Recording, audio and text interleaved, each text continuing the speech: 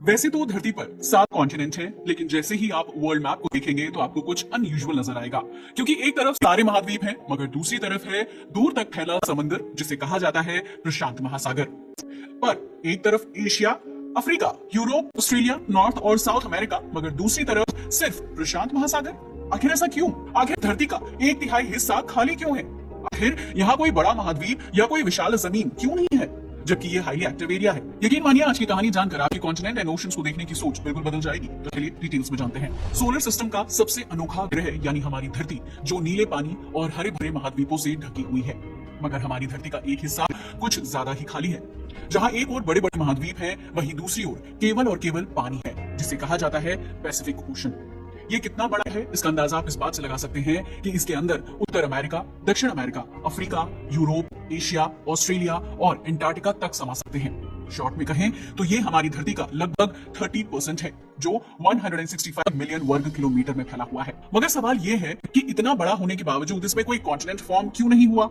यकीन मानिए, ये एक ऐसा सवाल है जिसका जवाब वैज्ञानिक सदियों से ढूंढ रहे हैं, क्योंकि ये तो आप भी जानते हैं, फिलहाल धरती पर सभी महाद्वीपों का जन्म स्प्लिट से हुआ है, मगर इसके बावजूद वो एक ही दिशा में सिमटे हुए हैं, जबकि दूसरी तरफ पूरी धरती का एक हिस्सा केवल समुद्र से भरा हुआ है।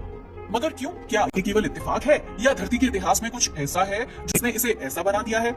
चलिए इसे समझते हैं।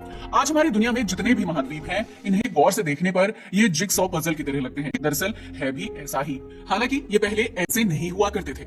ये बात है करोड़ों साल पहले की, जब धरती पर एक ही महाद्वीप और एक ही महासागर था। टाइम गुजरा और सब कुछ बदल गया। आज प्रशांत महासागर दुनिया का सबसे बड़ा महासागर है। इसकी विशालता का अंदाजा इस बात से लगा सकते हैं कि अगर धरती की 2 विपरीत दिशाओं में जाया जाए तो दोनों जगह आपको प्रशांत महासागर ही मिलेगा। धरती की परिधि लगभग 40,000 किलोमीटर है, जबकि प्रशांत महासागर के अंदर कुछ ऐसे बिंदु हैं जिनकी दूरी 20,000 किलोमीटर से ज्यादा है। यानी हमारी आधी पृथ्वी जितनी दूरी केवल एक ही महासागर समेटे हुए है। इस महासागर की बात की जाए तो ये इंडोनेशिया से कोलंबिया के बीच फैला हुआ मरीन एरिया है, जो लगभग 20,000 किलोमीटर तक फैला हुआ है। ये जगह इतनी बड़ी है कि चंद्रमा इसमें 5 बार समाया जा सकता है, मगर फिर भी जगह बच जाएगी। लेकिन सवाल अभी भी वही का वही है, इतनी बड़ी जगह में कोई विशाल जमीन का टुकड़ा क्यों नहीं है? क्या ये प्रकृति की कोई साजिश है, या भूगोल का ऐसा रहस्य है जिसे आज तक सुलझाया नहीं जा सका है? ये समझने के लिए आपको इतिहास में लौटना होगा। जैसा कि हमने अभी बताया, धरती आज की जैसी नहीं थी। आज से लगभग 200 मिलियन साल पहले, यानी 20 करोड़ साल पहले, धरती आज जैसी नहीं हुआ करती थी। उस वक्त एक महाद्वीप था पैंजिया, जिसके चारों ओर फैला हुआ था पेंथालासा सागर। मगर फिर आया एक बदलाव। ये बदलाव अपने आप नहीं हुआ, बल्कि इसके पीछे एक जबरदस्त ताकत थी, जिसे कहा जाता है टेक्टोनिक प्लेट्स एक्टिविटी। धरती की सतह कई बड़े टुकड़ों में बटी हुई है, जिन्हें कहा जाता है टेक्टोनिक प्लेट्स। लेकिन ये एक जगह पर स्टेबल नहीं है। ये प्लेट्स लगातार मूव करती रहती हैं, मगर इनका मूवमेंट बहुत धीरे धीरे होता है। ये कभी रुकती नहीं है। 1900 से पहले इनके बारे में कोई नहीं जानता था। लोगों को लगता था कि धरती जैसी है, ये हमेशा से वैसी ही थी। वैसे ही 7 कॉन्टिनेंट और वैसे ही 5 महासागर। लेकिन फिर आया 1912 का साल, जब अल्फ्रेड वेगनर ने दुनिया के सामने एक ऐसा सच रखा जिसने सभी को हैरान कर दिया। अल्फ्रेड वेगनर ने पहली बार बताया कि कॉन्टिनेंट स्टेबल नहीं है, बल्कि धीरे धीरे एक दूसरे से दूर होते जा रहे हैं, जिसे कॉन्टिनेंटल ड्रिफ्ट थ्योरी कहा जाता है। वेगनर ने ही पहली बार दुनिया को पेंजिया और पेंथालासा के बारे में बताया कि 200 मिलियन साल पहले ये एक थे, लेकिन बाद में ये अलग अलग देशों में बट गए और आज के कॉन्टिनेंट्स का जन्म हुआ। पेंजिया के टूटने से चारों ओर महासागर का सबसे बड़ा हिस्सा बच गया, जिसे प्रशांत महासागर के नाम से जाना जाता है। यानी अभी हम जिस बड़े महासागर की बात कर रहे हैं, वो उस पुरानी दुनिया की निशानी है जो कभी एक हुआ करती थी। दरअसल टाइम के साथ साथ टेक्टोनिक प्लेट्स कभी एक दूसरे से टकराती हैं, तो कभी एक दूसरे से अलग हो जाती हैं, लेकिन इनका हर टकराव एक नई जमीन, नए समुद्र और नई गहराइयां बनाता है। हालांकि प्रशांत महासागर में भी ये सब होता है, पर कभी कोई लैंड फॉर्म नहीं हो पाती। मगर सवाल यह है कि क्या ये प्रक्रिया अभी भी चल रही है? क्या धरती की प्लेट्स आज भी चल रही हैं? तो उसका जवाब है हाँ, और इनका असर आज भी सबसे ज्यादा प्रशांत महासागर में ही दिखाई देता है। अगर प्रशांत महासागर को देखें तो ये केवल एक समुद्र नहीं है, बल्कि इसके नीचे एक जियोलॉजिकल कॉन्फ्लिक्ट चल रहा है। यहाँ एक ऐसा अंतहीन संघर्ष चल रहा है जो धरती की सूरत को धीरे धीरे बदल रहा है। दरअसल ऐसा इसलिए कह रहे हैं क्योंकि इस महासागर की गहराई में कई ऐसे ट्रेंच यानी खाइयां हैं, जिन्हें देखकर ऐसा लगता है कि धरती को किसी ने तलवार से चीर दिया हो। और इनमें सबसे गहरा बिंदु है चैलेंजर डीप। अगर इसकी बात की जाए तो ये लगभग 11 किलोमीटर गहरा है। ये गहराई कितनी ज्यादा है, इसका अंदाजा आप इस बात से लगा सकते हैं कि माउंट एवरेस्ट को उल्टा करके इसमें रख दिया जाए तो उसकी चोटी तल तक नहीं पहुंच पाएगी। और चैलेंजर डीप इसका इकलौता ट्रेंच नहीं है, बल्कि इस महासागर में और भी बहुत खतरनाक ट्रेंच हैं। फिर चाहे वो फिलिपिन ट्रेंच हो या फिर टोंगा ट्रेंच या कुरिल कमचटका ट्रेंच, इन सभी की गहराई भी 10 किलोमीटर से ज्यादा है। दरअसल इन ट्रेंच की गहराई में आज भी ये टेक्टोनिक प्लेट्स आपस में टकरा रही हैं। जब जब टक्कर होती है तब एक तो धरती पर भूकंप आता है और दूसरा अलग अलग जगह ज्वालामुखी फटते हैं। यही वजह है कि प्रशांत महासागर को रिंग ऑफ फायर भी कहा जाता है। रिंग ऑफ फायर यानी वो इलाका जहां धरती के सबसे ज्यादा एक्टिव वोल्केनो और सबसे ज्यादा भूकंप जोन है। आप जानकर हैरान रह जाएंगे कि इतना बड़ा दिखाई देने वाला ये महासागर हर साल कुछ किलोमीटर तक सिकुड़ जाता है। पता है क्यों? क्योंकि इसकी प्लेट्स लगातार एक दूसरे पर दबाव बना रही हैं। एक तरफ पैसिफिक सिकुड़ रहा है मगर दूसरी तरफ अटलांटिक महासागर थोड़ा थोड़ा फैल रहा है, यानी एक महासागर मर रहा है और दूसरा जन्म ले रहा है। अब सवाल ये उठता है कि जब टेक्टोनिक प्लेट्स टकराती हैं तो जमीन और पहाड़ बनते हैं, तो फिर प्रशांत महासागर जो सबसे ज्यादा एक्टिव जोन है वहां पर कोई बड़ा महाद्वीप क्यों नहीं बना? वेल, आपका सवाल एकदम सही है, बट ऐसा इसलिए क्योंकि ये प्लेट्स बहुत ही गहराई में है और ये प्लेट्स महासागर के नीचे टकरा रही हैं। और जब वो टकराती है तो नई जमीन ऊपर नहीं आती बल्कि एक प्लेट दूसरे के नीचे घुस जाती है, जिसे सबडक्शन कहा जाता है।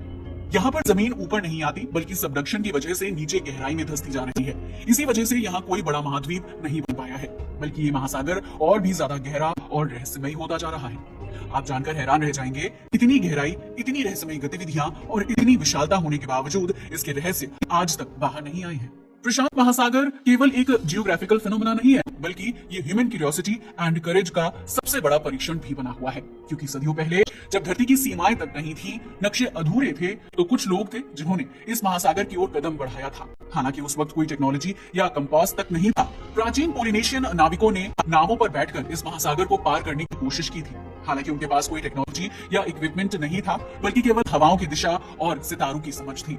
हवाओं की दिशा और समुद्र की लहरों की समझ से उन्होंने हजारों किलोमीटर तक का सफर किया, वो भी बिना नक्शे के, केवल अनुमान और अनुभव से। कभी फिजी पहुंचे, कभी समोआ, तो कभी हवाई तक पहुंचे और आखिरकार इस विशाल महासागर में 25,000 से भी ज्यादा द्वीपों की खोज कर डाली और इन्होंने ही इन द्वीपों पर जीवन की एक नई शुरुआत कर डाली। आप जरा सोच कर देखिए, इतना बड़ा महासागर जहां चारों ओर केवल नीला पानी, हर दिशा एक जैसी लगती है, कोई रास्ता ही नहीं।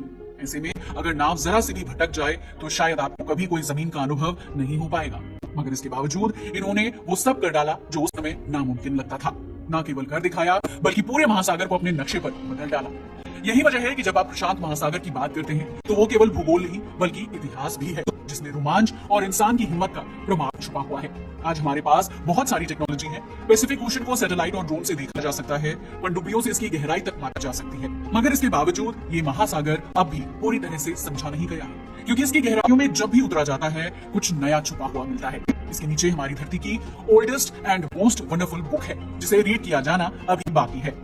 वैसे चाहे जो भी हो, जब भी हम प्रशांत महासागर की वास्टनेस एंड मिस्टीरियस डेप्थ को समझने की कोशिश करते हैं तो एक सवाल हमेशा खड़ा होता है, ये इतना खाली और शांत क्यों है? दरअसल जैसा कि हमने अभी आपको बताया, अरबों साल पहले जब पृथ्वी पर सभी महाद्वीप एकजुट होकर पेंजिया कहलाते थे, तो उस समय ये महाद्वीप एक विशाल महासागर यानी एंथालासा से घिरा हुआ था। समय के साथ जब पेंजिया टूटकर डिफरेंट कॉन्टिनेंट्स में बट गया, तो जो समुद्री क्षेत्र बचा उसी का एक हिस्सा आज का प्रशांत महासागर है। तभी तो आज का प्रशांत महासागर सिर्फ एक महासागर नहीं बल्कि ये उस प्राचीन महासागर पेंथालासा का एक सर्वाइविंग रिमेन है, जहां अटलांटिक और हिंद महासागर जैसे दूसरे महासागर भूगर्भीय बदलावों से धीरे धीरे बने, वहीं प्रशांत महासागर क्वाइट वास्ट एंड मिस्टीरियस रूप से अरबों साल से लगभग अपनी जगह पर है। दोस्तों, तो ये थी सबसे बड़े महासागर की कहानी। वैसे आपका इसके बारे में क्या ख्याल है? अपनी राय हमें कमेंट करके बताना ना भूलिएगा। आज के लिए बस इतना ही। अगर आपको हमारा वीडियो अच्छा लगा हो तो इसे लाइक और शेयर करें और हमारे चैनल को सब्सक्राइब भी करें। जय